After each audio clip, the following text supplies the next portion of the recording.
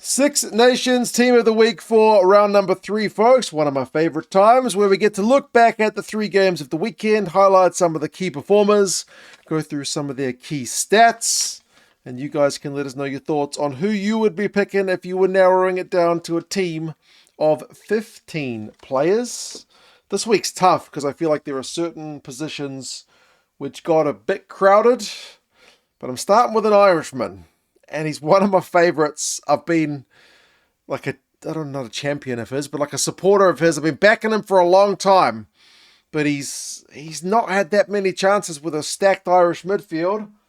But Stuart McCloskey, I don't think he got him out of the match. It was Gibson-Park that got him out of the match. But boy, I love watching Big Stu.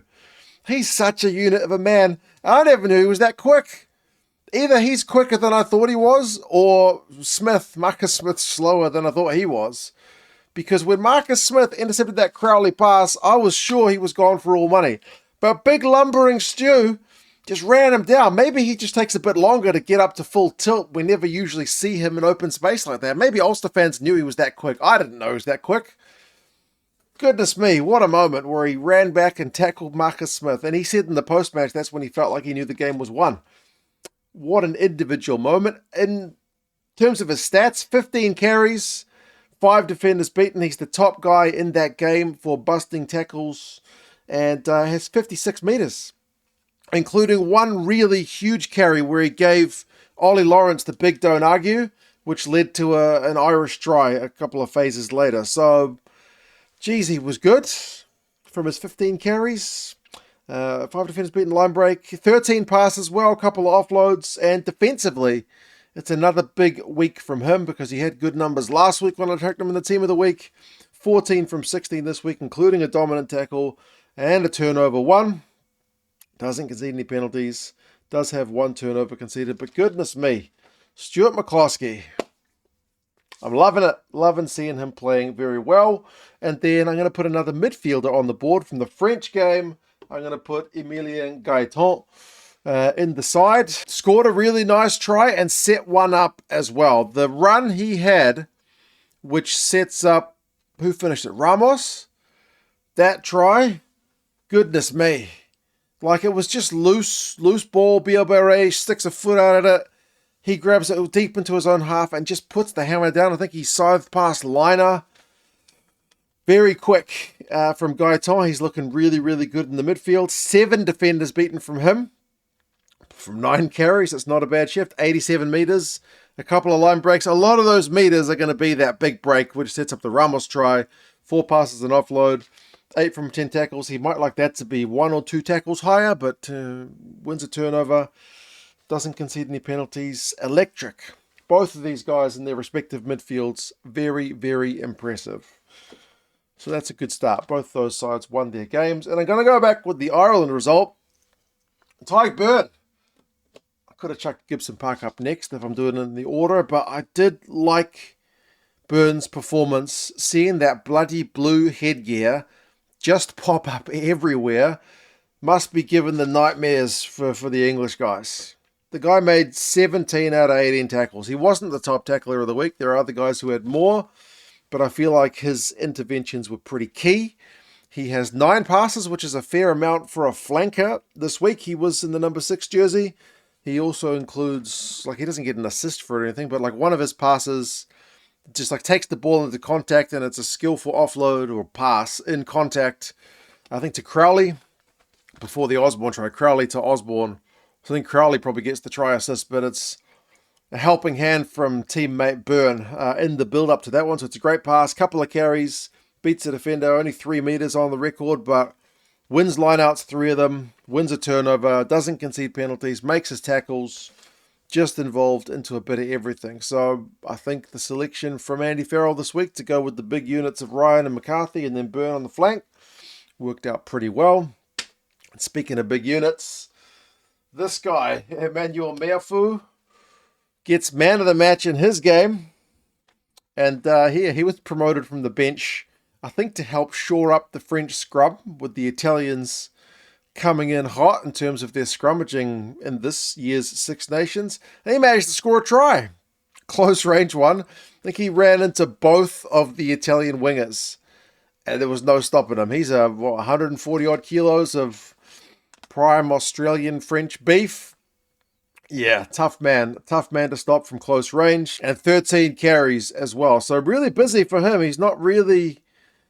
I wouldn't have thought Meafou was like a 13 carry kind of player, because he's, as I said, got a very big frame, but he got around the park. 3 defenders beaten, managed 30 meters, which is really good for a guy his size. Usually the big guys don't get that many meters. They're not as mobile as some of the more, I don't know, like his locking partner, Thibaut Flamand, you would think is more, able to get around the paddock, but it was Meafou this week. He's got a pass. He makes 10 from 11 tackles, wins a turnover, doesn't concede any penalties. He does have 1 turnover conceded, but geez, good effort from him. And I'm going to go with number 10 next from the Scotland-Wales game, Finn Russell. 10 I feel like is really competitive, and I will get to some honourable mentions at the end. But it's another week where I'm not sure Scotland win without Finn Russell. And I kind of like the moment of the McCloskey performance was that tackle on Marcus Smith. The moment for Russell in the Scotland game has to be the quick restart where they've just conceded a penalty. They're chasing the game, Scotland. Finn takes the ball to the halfway line quickly, sees Darcy Graham, quickly gives him a little indication, and then kicks the thing long. Graham has got the skills and pace to be the guy to gather it, catching the Welsh guys unawares. That's a bit of Finn Russell magic. That's a game changer. That's a momentum shifter. I don't know that Scotland win that game. As I said, they'd just gone down another 3 points into the hole, but this helped bring them right back into it. He scored a try of his own as well with a wee show and go. Reece Zammit kind of started shooting out of the line, so show and go from Finn from close range. He gets over the line, so it's a try and an assist. He's got another 3 defenders beaten. He's got 32 meters from 6 carries, which is great. And his passing game is just really slick when it's on. Like, he's got a really nice wide ball to Kinghorn, and then Kinghorn to Stain in the first half. So again, he's not going to get any try assists for that kind of thing, but you got to admire his ability to really spin the ball wide and use the width in that Scottish backline. He's the master of it. 3 kicks from hand, 8 from 9 tackles. Does have a penalty and turnover conceded, but yeah, really, really good from Finn Russell. Absolute game changer. Speaking of game changers, I should have had this guy on the board much earlier, but Jameson Gibson-Park. I think it's the first Six Nations week I haven't got Dupont, but Gibson-Park pulled the strings, got man of the match in his game against England, and it was quite a performance. He's a classy guy as well, because the first thing he said in his post-match, man of the match interview was to congratulate Maro on his 100 caps. So he's a good sort. Gets a try from that quick tap, and again, like Russell, looking to try and keep the game moving, try to catch guys before they're 100% aware of what's going on. So it's a well-taken combination between him and Byrne, to be fair. So try time for Jameson. And he gets an assist as well for a Baloucoune try. So a try and assist, similar to Finn Russell. Not bad numbers for a guy in the number 9 jersey. And he makes 10 from 12 tackles. We'd seen him be a bit of a speed bump earlier in the Six Nations, but he did better in that department. He's not afraid to chuck his body on the line. 63 passes, 13 kicks from hand. So, they helped them kind of get the aerial game going, keep the ball moving. It is that quick ball which Ireland need as part of the success. Him and Crowley combined really well. Doesn't concede any penalties, doesn't have any turnovers conceded, even manages 51 meters and a couple of line breaks. So really, really sharp on attack, defensively strong for a 9. Really good effort. Deservedly player of the match, although you could have chosen many players from that Welsh outing. Big change next, because it's our first from 3 weeks, first Welsh player in the team of the week. Rhys Carey. They deserve a player in the team of the week this week, man. And he scored another try. He is good for a close range try. Rhys Carey is a big, big lump of a man, and he's very difficult to stop. Like, it's the sheer size of him. Great try. A second try for his Six Nations. So, man, maybe put a few bob on him for anytime try scorer during Wales' next match. I don't know. Love it. Love seeing a good prop try like that. 10 carries for 10 meters and beats a defender. Those are good proper prop stats. A couple of passes and an offload. And to be fair, I think the offload that he throws is right in the build-up to the Josh Adams try, so it's a pretty silky bit of skill as well. So he's not just a big lump of a man. 3 from 3 tackles, wins a turnover, concedes just the 1 penalty for a prop, not too bad. So yeah, Rhys Carey on the board, representing Wales this week. On the other end of the size scale, in terms of weight, I got to go with our man, Louis Bielbiaré. Jeez, he's quick. He's so fast. We know he's fast. And then somehow you see him and you still get amazed by just the guy's pure pace. When Dupont hoofed that kick through from the aerial contest, which just kind of fumbled out to Dupont. Dupont's first instincts, just kick it long, get Bielbiaré to chase it. Capuozzo was in front of him, but by the time he got to the ball, Capuozzo was well behind him. And Capuozzo's a pretty quick player. Bielbiaré is absolute lightning. So he scores the try, chasing that kick. It's what he does best, I think. It's the key, X-factor part of his game. 10 carries for 39 meters, beats 3 defenders and a line break. Makes 5 from 5 tackles, including, I think, a pretty good one on liner as they were covering back the French defenders. 6 passes, doesn't concede penalties. A couple of turnovers conceded, but yeah, geez, he's a weapon. He's on a great try-scoring run for France. Next, it's back to the Irish game. Caelan Doris at number 8. I felt like it was a pretty good captain's knock from him. Remember I said how Byrne wasn't your top tackler of the week, and there were guys who tackled more. Well, Caelan Doris tackled more. 20 out of 21 is a huge defensive effort and includes a turnover as well.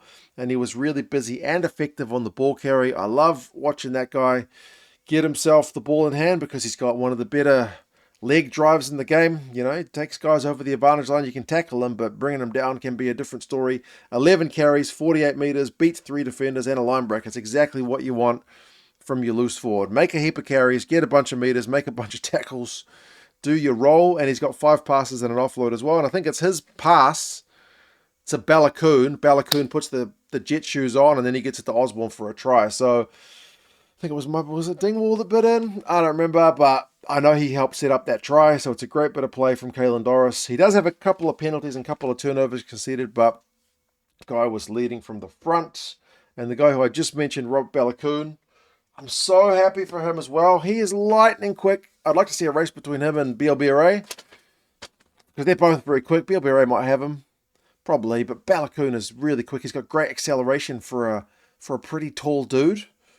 And he gets himself a try as well. Absolute lightning. Helps set up the Osborne try with those jet shoes of his. Like I mentioned, 3 line breaks, top of that game, from only 6 carries. 6 carries, 3 line breaks is a fantastic return.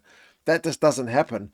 3 defenders beaten, 47 meters. Sets up a try assist as well as his own try. So he sets up the Tommy O'Brien try.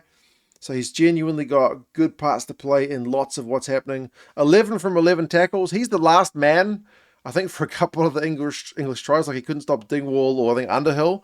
He still tackled them, but they kind of came over the try line. So they still scored tries, but it's not like he missed the tackle. Also, he's got 4 dominant tackles, which is top for the week. Incredible. It's usually your number 7s who get that kind of stuff. Wins a turnover. Does have 3 turnovers conceded, but geez, he's a weapon. Love watching him. Him and Bielbiaré, really, really fun players to watch. Nothing, just like pure speed, right? Really, really fun. Again, from the Scottish game, I'm going to go with Big Xander at tight head. A big defensive shift. Scotland had some defending to do in that game. Wales really showed up for that party. Scotland with the expectations of being favourites. 20 out of 20 tackles. That's what you want from your forwards. And Xander did that. Like not missing a single one to get into the 20 count is massive. 8 carries for 3 meters. Maybe not quite as flashy, but he is a tight head prop. So it's not really the reason you pick him. He did concede the 1 penalty, but it's not too bad, especially seeing as a lot of the scrums seem to be going with a bit more parity these days. It's the Italians, the ones seemingly with that ace up their sleeve. No turnovers conceded, a couple of passes. But yeah, you need a big defensive shift in a tight game like that. And speaking of big defensive shift, another Welshman, I'm going to go with Alex Mann. He tackled the house down for Wales. 17 out of 17 tackles. He's not a big guy, Alex Mann, but he makes his tackles. He puts his body on the line and wins 2 turnovers. So Like, Welsh rugby is on a big losing run in the Six Nations, but if you are going to get a win at some point, it's probably not going to be so much on the back of flashy, BLBRA DuPont combination stuff. It's going to be on the back of some really hard work from your forwards. Alex Mann is the epitome of that kind of hard-working Welsh forward. 17 from 17 tackles, 2 turnovers, 1. 12 carries for 14 metres is, again, not that much to write home about. It's high work rate, not as kind of high return in terms of the meterage. Beats a couple of defenders. And he's also good in the line-out. Another 5 line-out wins for him. So he's a really good option for Wales at line-out time. 9 passes. He did concede 3 penalties, which is kind of not ideal, but yeah, I still thought he had a really good contribution to Wales's best outing of the Six Nations thus far. Hooker, I'm going Dan Sheehan. Hooker was kind of a harder one to pick, but I think Sheehan's pretty good value. He scores a nice close-range try. He does have a pretty good try-scoring record and has got a good awareness of, where there's a moment. Was it Hayes that he kind of was first to react to? Like, Hayes wasn't quite in position at the side of the ruck. Yeah, Sheehan, you can't give him any time because he'll just go over for the try. 8 carries, 3 defenders beaten, and 12 metres is not really like Dan Sheehan's X factor, because you've seen him in the past knock up 50 odd metres from a similar amount, but it's more kind of traditional hooker grunt work, which is a good aspect for it's a good part of his game to have in the bank. 11 tackles attempted, 10 made, and he's like doing core role stuff, less flashy, like the McCloskey line break. Who's the first man arriving to clear out that ruck? It's Dan Sheehan. Dan Sheehan. Not all flash. It's some grunt work too. No penalties conceded. No turnovers conceded. The Irish lineup was like at 90%. Did really well. Lock. Thibaut Flamont. Maybe not quite the plaudits of his bigger locking partner this week, but Flamont was pretty good as well. He had 10 carries for 13 metres, so he's not got as much as Meafou this week, but he had a carry over the advantage line right before Meafou's try. So you need that kind of guy to draw in some of the other tacklers and open up the space for a guy like Meafou to barge through. 4 passes and then 2 offloads. Top line-out man, 5 line-out wins, and was very busy helping disrupt the Italian line-out, which cost the Italians a lot in that game. 100% of his tackles, 6 from 6. No penalties conceded, no turnovers conceded. Happy days. And then fullback, I think, was genuinely the hardest. Who do you go with from fullback? There was a few pretty solid, but I don't know that there were any kind of spectacular performances at fullback, so I went with Atisogbe from France. Again, solid enough. 20 carries is hugely busy for 64 metres, which is a fair enough return. Like, fullbacks tend to get high meter counts because they return kicks sometimes on foot, so they get a few, but it's solid enough. Beats 3 defenders. He was a little bit hit and miss under the high ball, but like even when he missed, like the first one, DuPont got the scraps and it led to a French try, so it didn't really matter anyway. He was there contesting it and didn't concede penalties. 6 passes, 2 offloads, 2 from 2 tackles.